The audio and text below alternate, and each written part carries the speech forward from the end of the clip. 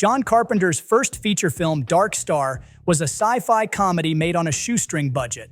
Released in 1974, it was a quirky comedy about astronauts dealing with malfunctioning equipment and a beach ball alien.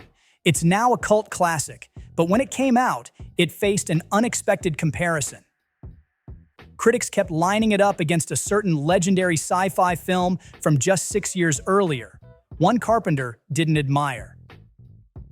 Years later, Carpenter revealed the movie he found so insulting, Stanley Kubrick's A Space Odyssey.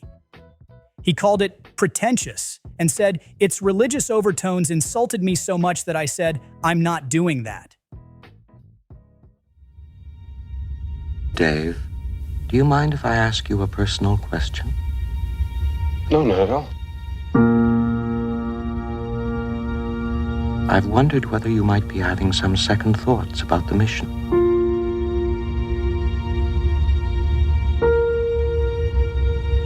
How do you mean? Rumors about something being dug up on the moon. I never gave these stories much credence, but particularly in view of some of the other things that have happened, I find them difficult to put out of my mind. Instead of philosophical monoliths and operatic space visuals, Carpenter's Dark Star focused on the mundane.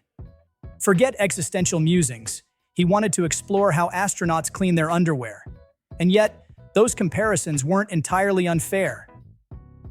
Dark Star, written in collaboration with alien writer Dan O'Bannon, parodied many sci-fi tropes that Space Odyssey had elevated to high art.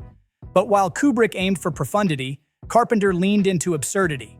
The result? Kubrick redefined science fiction. Carpenter made a scrappy, low-budget comedy. But it worked.